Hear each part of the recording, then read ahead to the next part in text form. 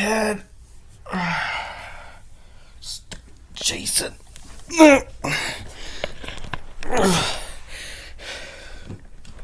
Pushing me.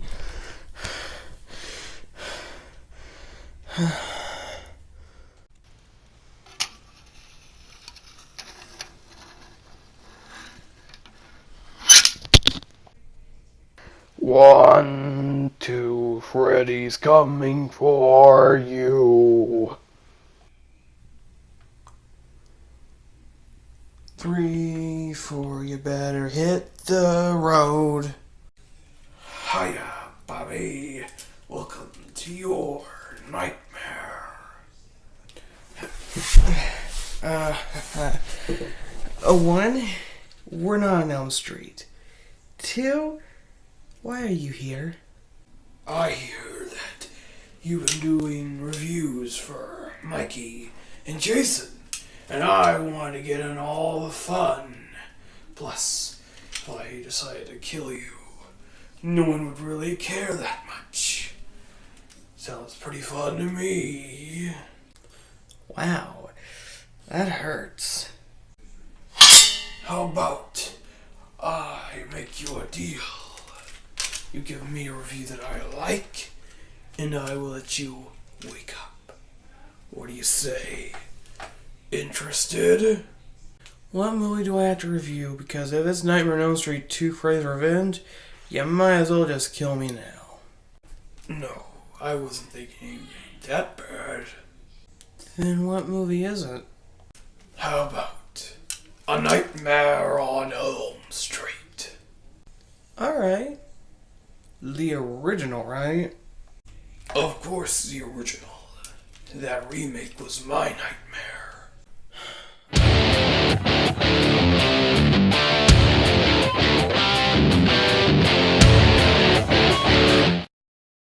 Alright, A Nightmare on Elm Street, written and directed by the late, great Wes Craven, starring great actors like Johnny Depp, who doesn't do much in this movie, but it is his first film, so good job, man.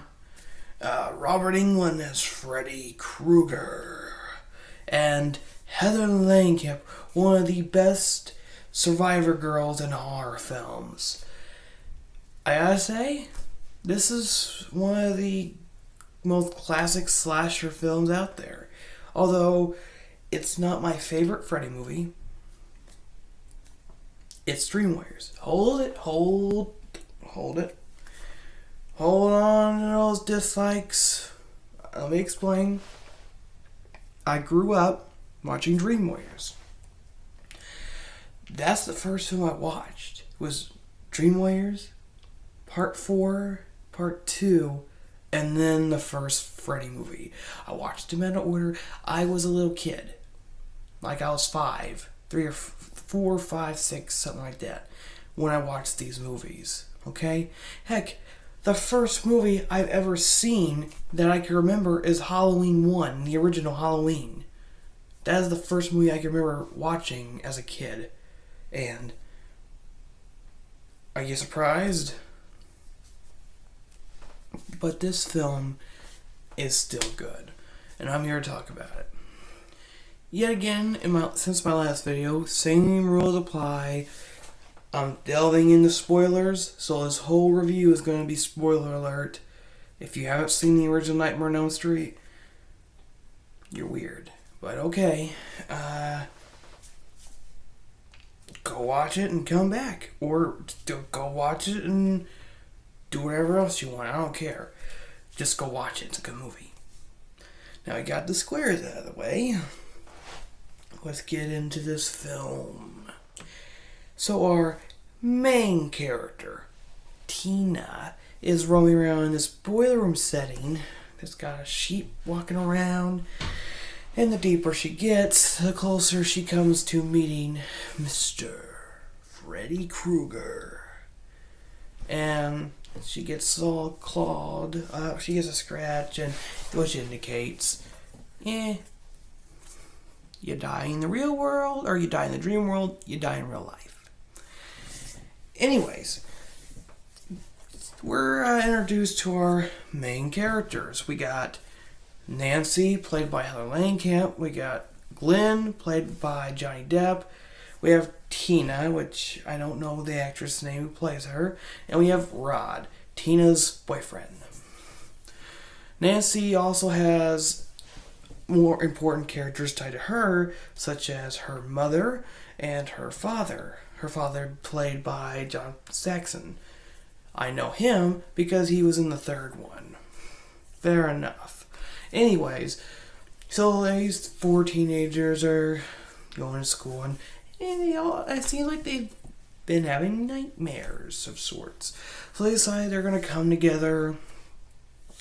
I think they go to Tina's house and spend the night. And,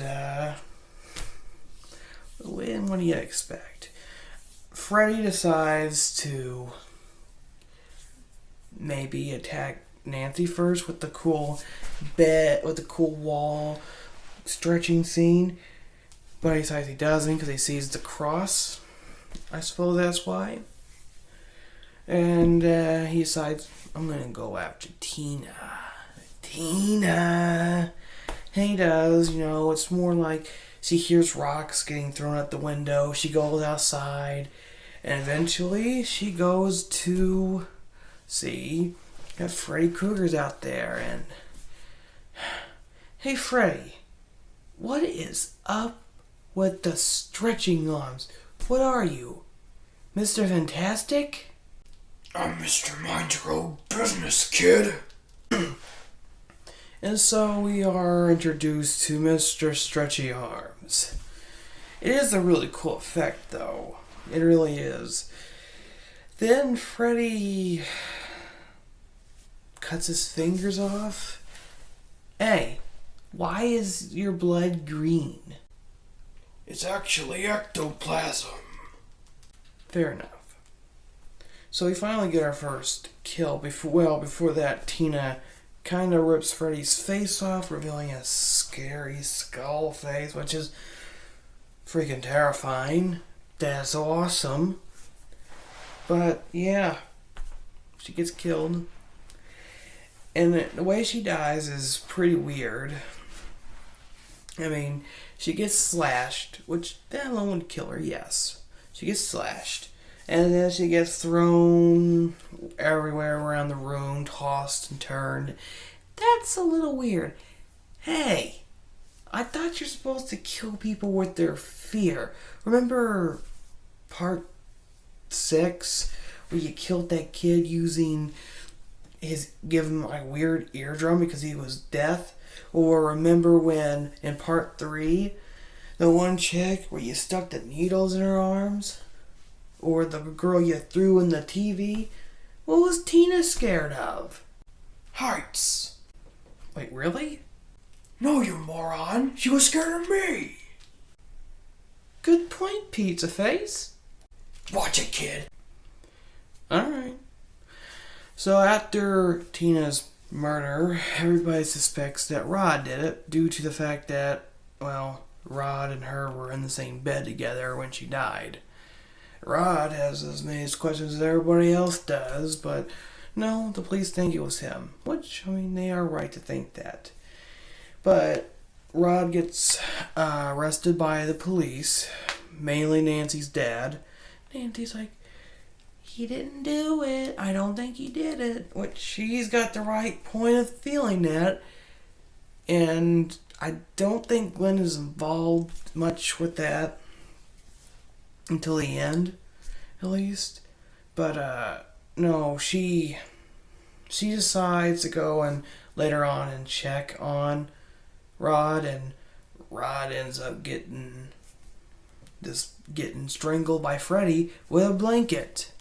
Why did you strangle him with a blanket anyways, Freddy? He was scared of being strangled. What, that's a legitimate fear? Yeah, but I think you could have came up with something a little more creative than that, man. Keep it up and I'll show you better than that. Okay. Well, let's continue.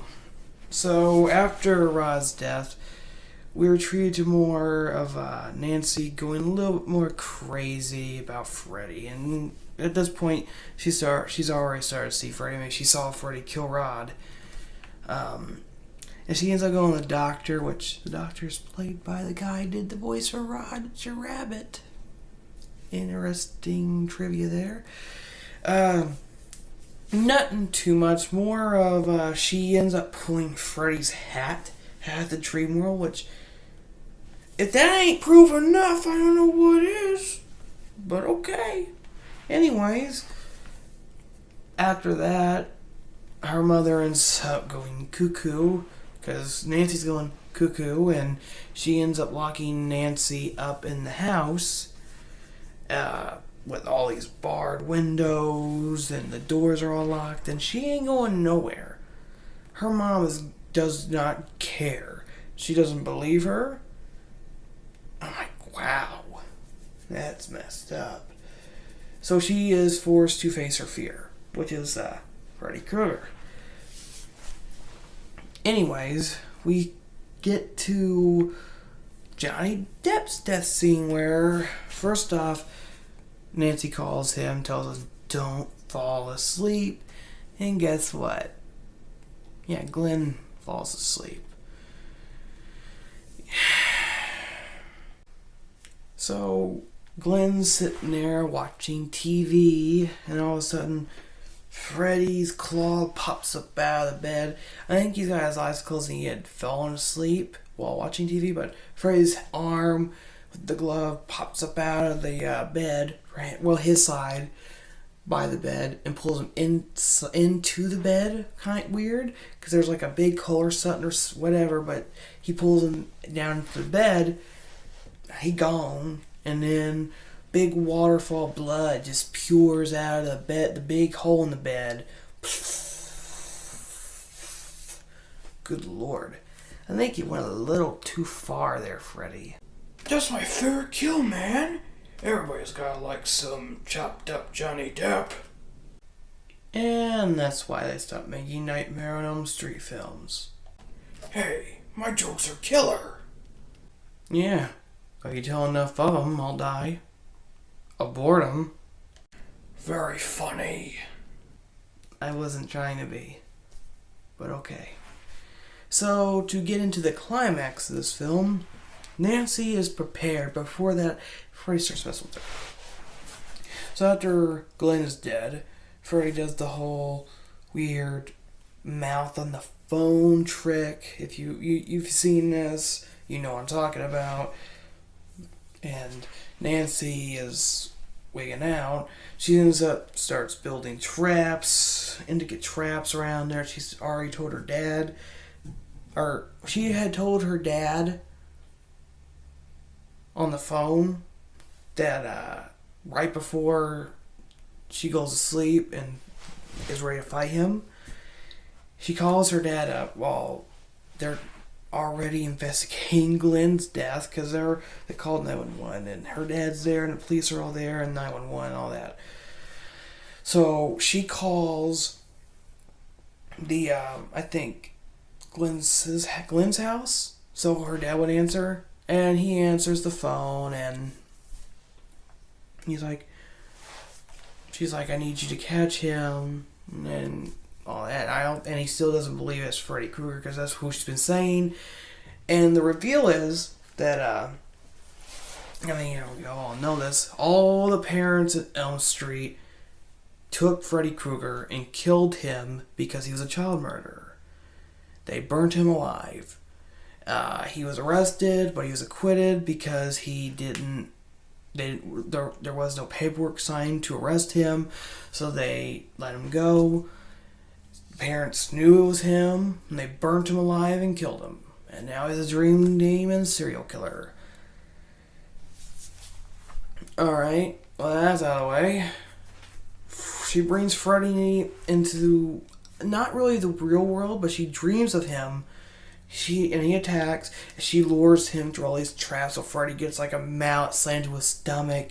He's set on fire, thrown into the basement, and her dad finally breaks in at the nick of time, but Freddy has already climbed up, because at this point her mom's in her own bed sleeping. So Freddy had crawled up the stairs on fire and laid on her and caught her on fire and killed her mom.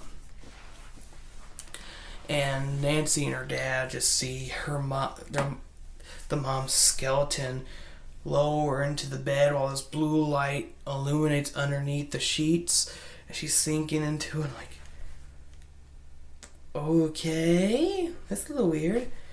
But anyways, the dad leaves and Nancy's sitting there and Freddy comes up to get her and she's like, I'm not afraid of you anymore.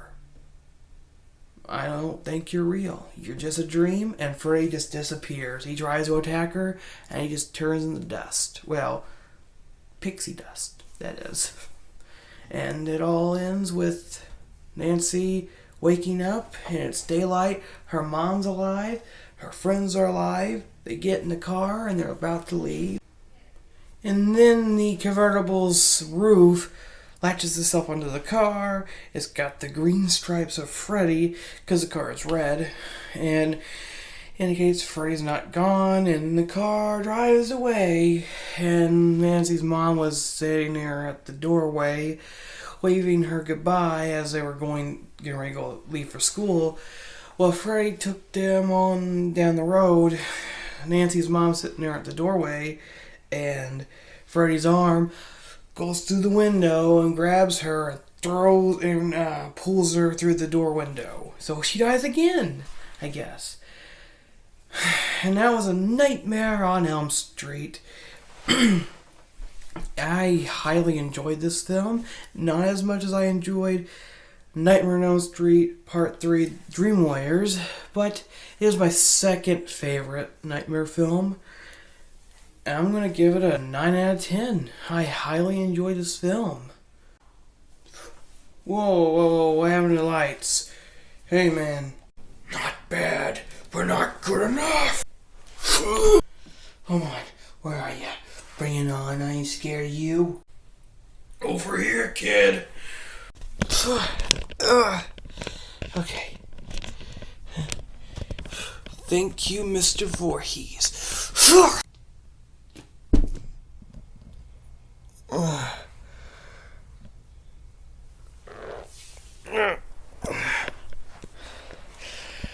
Headache. Is it all a dream? Oh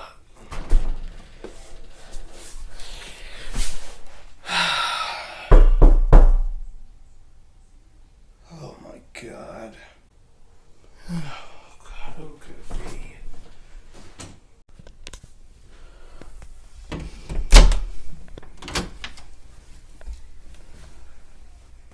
Oh, great, you again. You know, the last time you were here, you stabbed me in the side, you sent me to the hospital, you pulled me in a closet and knocked me out, and then you stole $20 from me.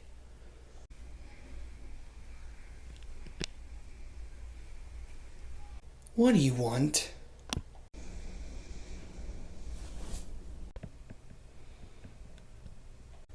Let me guess. You want a movie review of that?